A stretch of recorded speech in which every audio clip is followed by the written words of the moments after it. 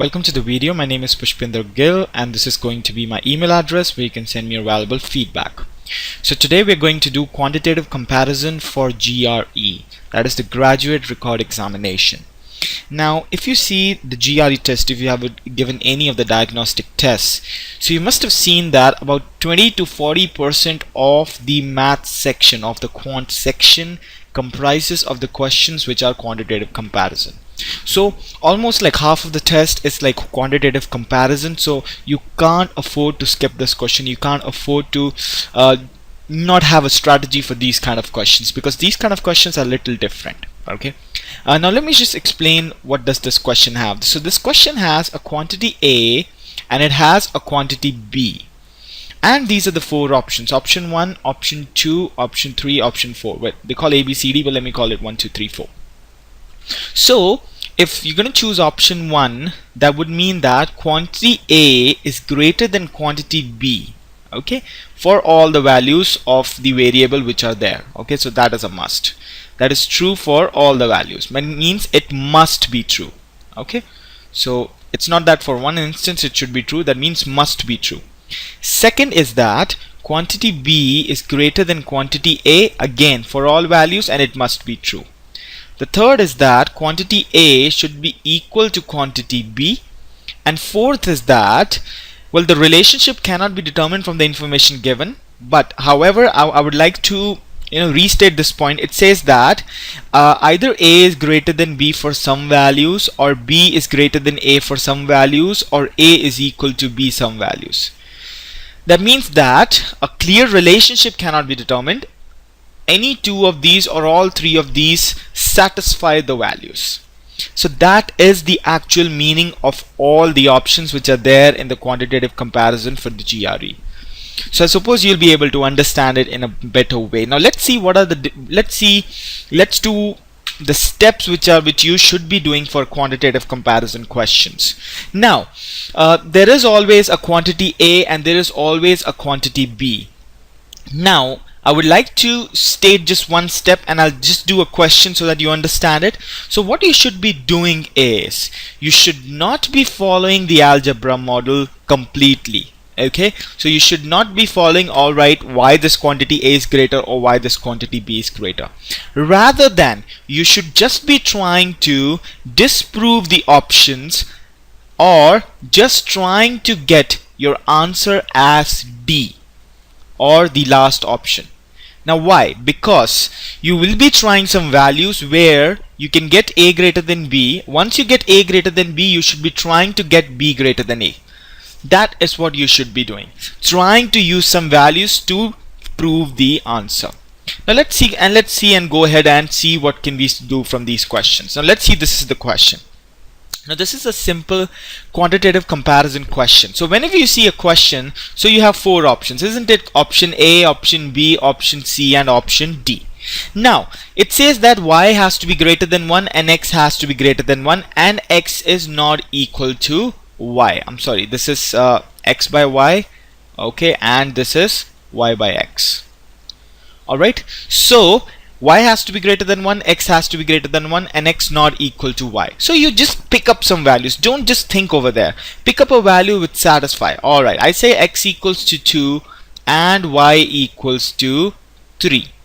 Right? Is that okay? Does that satisfy y greater than 1? Yes. Does that satisfy x greater than 1? Yes. And x not equal to y? Yes. Now what is this quantity? 2 by 3. And what is this quantity? 3 by 2. Now if you see that, which quantity is greater here? Quantity B is greater. That means for these set of values, quantity B is greater. That means A cannot be the answer and C cannot be the answer. Now I'm left with between B and D. Now if I think a little bit more, I can say x is equal to 3 and y is equal to 2. Right? So if I say x equals to 3 and y equals to 2, this becomes 3 by 2 and this becomes 2 by 3. Now what happens? A is greater than B. That means B is also not my answer and D is my answer. So what you should be doing is, if let's suppose you use one set of values and you get a greater than b, for other set of values you should be trying to get b greater than a or a equal to b, so that you end up at the answer D. Now not always you'll be ending up at answer D. So what you should be doing, then is the time for you to think algebra, right? Then is the time for you to think algebraically. Alright, let's see, let's do some questions. Now before coming to the questions, alright, let's see this question. Now 30 is greater than xy, which is greater than 5, and x and y are non-negative integers, which is greater, x plus y or x into y. So again, there are four options, A, B, C, D. Okay, now I have to just pick some values for x and pick some values for y. Now let me say, let's say x equals to 6 and y equals to 4, right? So x equals to 6 and y equals to 4, and xy is greater than 5 but less than 30. So in here, x plus y is equal to 10 and x into y is equal to 24. Now which of the options are greater? B is greater than A. That means if B is greater than A cannot be my answer and C cannot be my answer. I am left between B and D. Now what I should be doing? I should be trying to look for A greater than B or A equal to B. For me, if I have to make sure that x plus y is greater than xy, I should pick up some small numbers. Now let's see what we can do here. Alright, what if I say x is equal to 6 and y is equal to 1? No, let's say x is equal to 3 and y is equal to 2. So if x is equal to 3 and y is equal to 2, what is the sum of these numbers? 5. And what is the product of these numbers? 6. Alright, still I got x greater than y, alright, a greater than b, alright, so I need to get b greater than a. Let me just pick up some another value and let's see. Alright, let's suppose if I pick up x equals to 2 and y equals to 2. Now if x is equal to 2 and y is equal to 2, what is 2 plus 2? 4. What is 2 into 2? 4. Alright, but it's not meeting my condition. It has to be greater than 5. Alright, it has to be greater than 5. That means that if I pick up another number, let's say x is equal to 10 and y is equal to 1. So if x is equal to 10, y is equal to 1, this becomes 10 plus 1, 11, and this becomes 10 into 1, 10. That means what? That means now I have proven that A is greater than B, B is gone, and hence D is my answer. So it's all about picking up the right values. You know, it will just take you like 1 minute to pick up these values. So I just picked up these values, and slowly you'll become smart enough so that you'll become right exact the same value. So I just did over here, I just did a thought process which a student might have. So I can very well come from this to directly here. It's just through practice that you can come. Okay, so x is equal to 6, y is equal to 4. Let me just take a quick recap what we did. I just picked up values. The values, it stated that the product of these two numbers has to be between 30 and 5. So I picked up x equal to 6 and y equal to 4. The product is between 30 and 5. So over here I got b greater than a. I just tried a couple of times and I got x equal to 10 and y equal to 1. The product to be 10, which is satisfying my condition, but the sum was greater than the product. That means I disproved this option. So all in all you have to do is just to look for D. Okay, just try looking for D and eventually you will get your answer. Now what all the values that you should be trying here? You know what, in the last question I tried like 4 or 5 values. What if you just try like 10 values and you don't get your answer? Then are you getting the right answer? So what I want is, before you give A or B as your answer, I would like you to try some values so that you make sure that you eliminate all the possible choices. Now understand that in GRE quantitative comparison, only there won't be one single value which would be giving you a different answer. There would be a particular range of values. Alright, let me just give you all those ranges and all those different values which you should try before even you give A or B as your answer. So the first that I want you to try is all the positive numbers. Not all the positive numbers, any one of the positive numbers. So if you try positive numbers, they're gonna give you a different game altogether. And the next value is x equal to 1. If you can try 1, this should be your first preference, to try 1, because 1 gives you a different answer. Let's suppose which is greater, 4x or let's say 4y. So if you try x equal to 1 and y equal to 1, you'll get them to be same, right? So just make sure you try 1 and understand. Try to use the restrictions, okay? Don't just use one like anything. Just make sure that you have complied to all the restrictions in the question. Then x equals to 0. The value that you should be trying is 0. The 0 is the one which gives you, again, different game altogether. Then the values which are between 1 and 0. Now what are these values? Now these values are different from all these values. Why? Because the square of the number is smaller than the number. Over here the square of the number is greater than the number. The other set of values that I would like you to try is the numbers between 0 and -1. What's so special about that? Again, they give different entities and they give different expressions when applied. So over here x square is the greatest. Okay, so yeah, different conditions for numbers apply here. Then the last set of values that I want you to try is -1, x less than -1. So you try all the negative values as well. You know what happens sometimes, positive numbers gives you a different answer and negative numbers give you a different answer. Let's suppose the question is which of the following is greatest, 4x or 5x. In positive numbers this would be greatest, and in negative numbers this would be greatest. So it all depends upon what numbers are you trying. So before you tried all these numbers in your number system, so make sure you try all these numbers before giving A or B as the answer. And you know what, most of the times once you're trying these numbers, your brain will give you the signal, oh, that's why I'm getting A greater than B, because of this. It will give you the algebra signals, because first, if you just look at the question using algebra in the beginning only, then the scope of your thinking has to be great, isn't it? Because the scope of the thinking is too huge. You see the question, you have to look at all the possibilities. But once you eliminated some of the options, then your scope is actually reduced and you actually think from here. Okay, so getting the question algebraically, then it's much faster than starting the question with algebra right from the beginning. So try and eliminate all the possible options by putting these numbers, and then if you're getting A greater than B or B greater than A, then you can go about and think algebraically. Now let's solve some questions. I know there'll be so many questions coming into your mind because it's a new type of question which we haven't faced in our high school or in our college or anywhere. So what I want is, let me just go ahead and practice some of the questions with you so that you understand it. Alright, first, x is a positive integer, I know that. Then these are the 4 options that can happen. Now it's very important to write down these 4 options, because after each step you would be eliminating some options. Now which is greater? Now I say x is equal to 1. 1 is a positive integer. You said, as I said, try always 1 first if you can. So 1 by 1 is 1 and 1 by 1 is 1. That means A is equal to B. I have proven this. That means this is gone and this is gone. Now let me try some another set of values. Let me say x equals to 2. That means this is 2 and this is 1 by 2. Now I've got B greater than A. That means C is also gone and D is my answer. Simple, isn't it? You just gotta try some set of values and should not think like anything.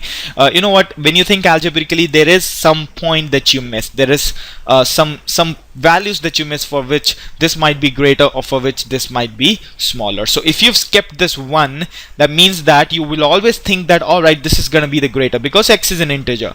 That's why. Okay, alright, let's move on to the next question. Okay, now this is actually a different kind of question. It's a geometry question, but the strategy remains the same. Okay, now it says ABCD is a parallelogram. Which is greater, x times AD or x times AD or AD into AD into BC, so there's no X here. Okay, alright, now let's see that. Now you know that this is a 60 degrees. Alright, so if I say AD is equal to let's say 2, alright, and this over here, since it's 60 degrees, I can put in any number here, isn't it? I just have to put the numbers. So I'm putting AD is equal to 2.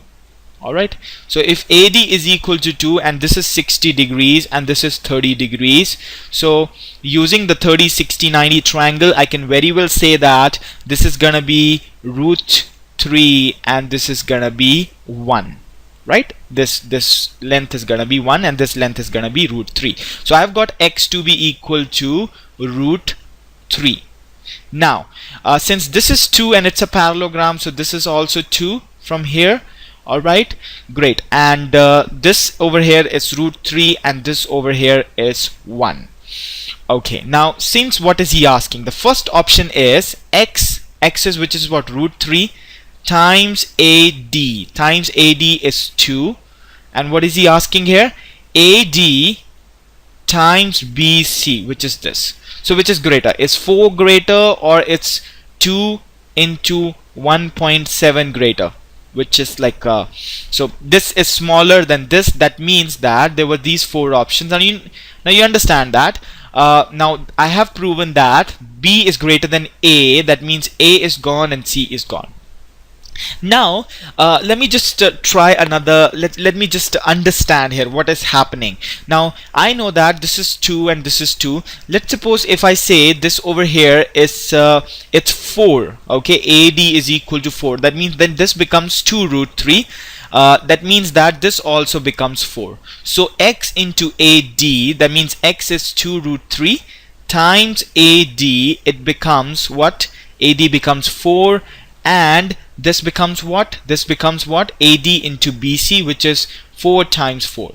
Now again I've got this to be greater. Now think a little algebraically. Why? Because this value is always going to be greater than this value. So this into this will always be smaller than this into this. So hence I can say that yes, B is my answer.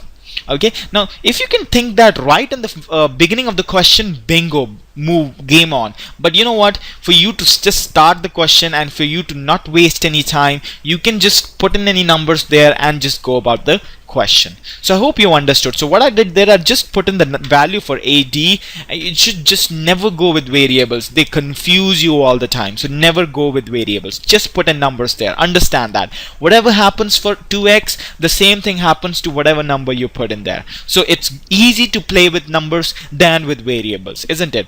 So that's what you should be doing. You just put in numbers there and you always get a quantity A is less than quantity B. So that would give you the answer.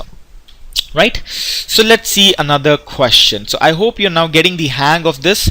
It's not a difficult set of questions. GRE math, it's very easy. It's actually very cute if you see as compared to GMAT or as compared to CAT. It's a very cute math. So you know what, you can very well get, anyone can get a 170 in GRE math. It's so easy to get. Yeah, you can get one odd question wrong, so you can get like 167. Getting below 165, it's not a good thing. So you should be getting above 165 in math. Okay, so let's see this question now. A is greater than B, which is greater than 0. Now they all are greater than 0. Now I have these 4 options. Now make sure that whatever these 4 options you have, you choose the options in a better way. Okay, so I'm gonna choose A to be 9 and B to be, I'm gonna choose A to be 16 and B to be 9, because I have to make sure that A is greater than B. Now A is 16 and B is 9. That means this becomes root of 16 plus 9. Now you see why I'm choosing 16 and 9, because they are Pythagorean triplets. Okay, that makes your life really easy. And this is root of 9. So this becomes 5 minus 4, and this becomes 3.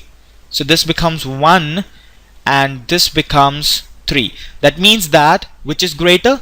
Quantity B is greater than A. B is greater than A is gone and C is gone. Now I'm left between a war of A and D. Sorry, B and D. Let me pick up another set of values. Okay, all right. Let's say that now I have to make quantity A greater than quantity B. But let's suppose if I have to make a root of A plus B. Now let me just pick up another set of Pythagorean triplets so that my life is easy. Let's say that A over here it's equal to pick up any Pythagorean triplet. So let's say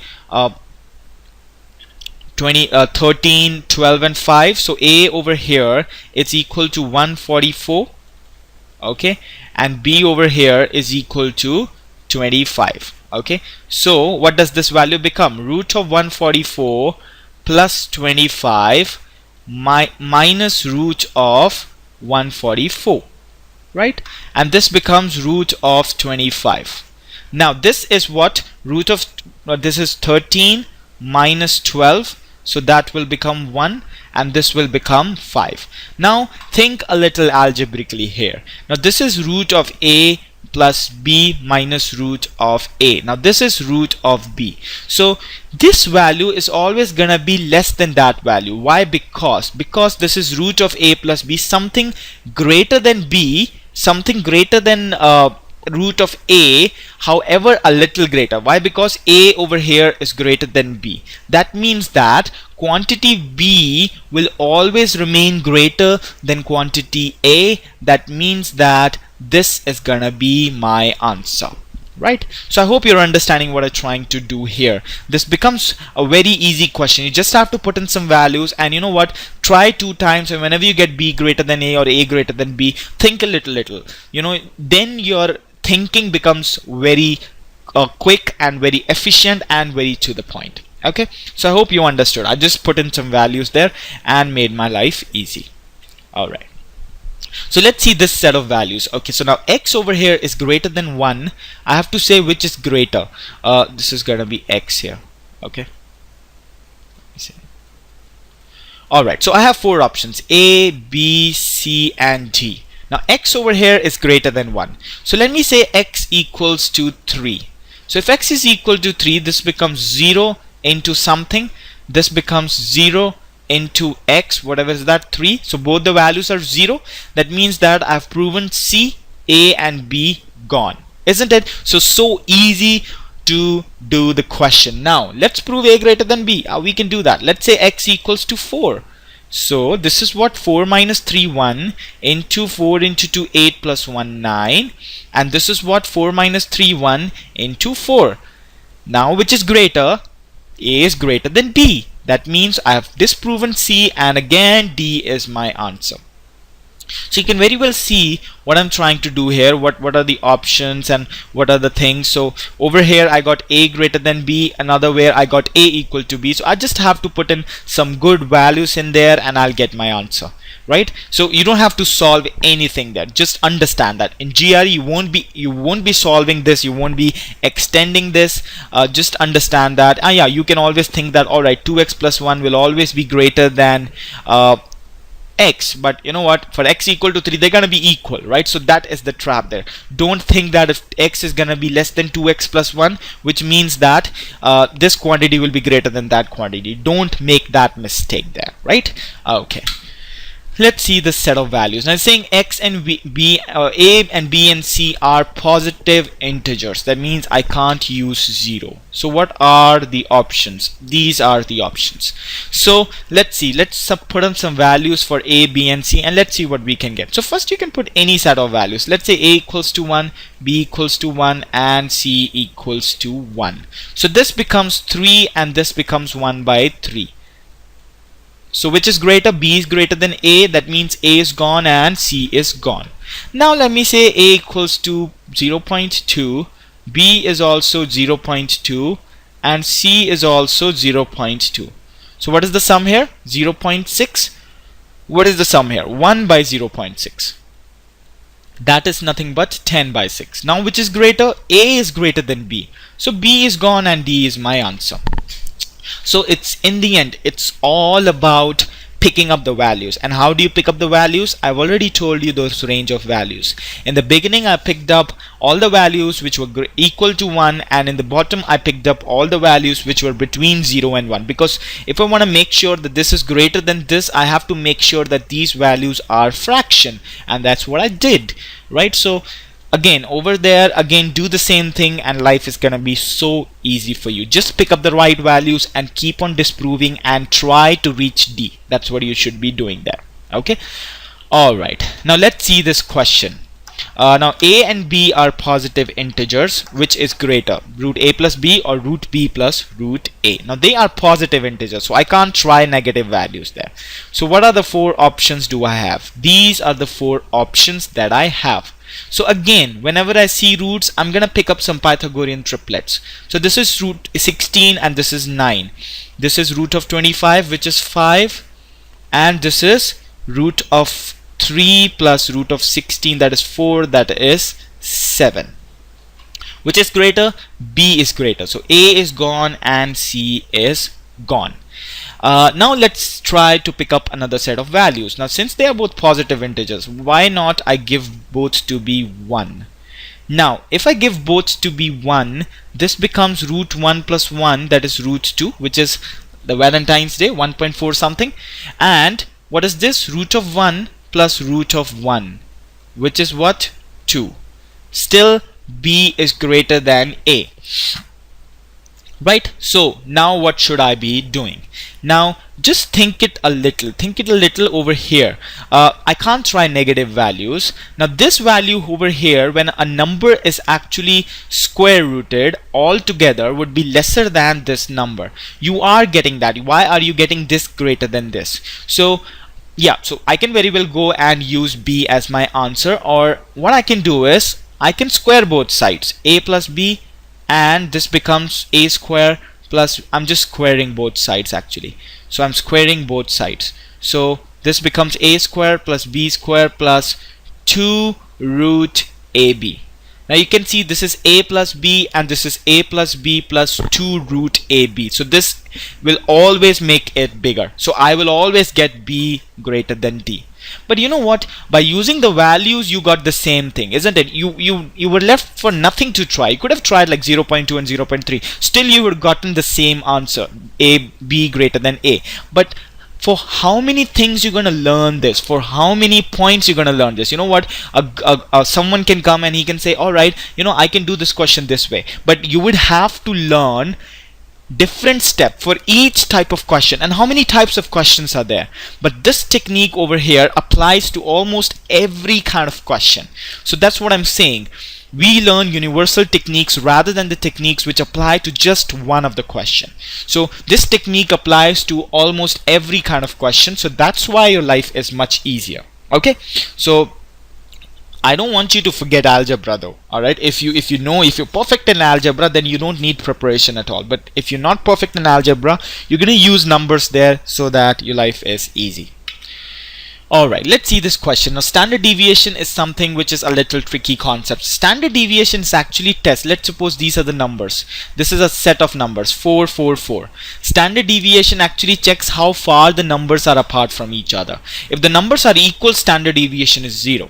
The more the numbers are apart from each other, the more the standard deviation increases. Now this question has two values. Quantity A is standard deviation of 4 integers which are between 0 and 7, standard deviation of 4 integers which are between 21 and 28.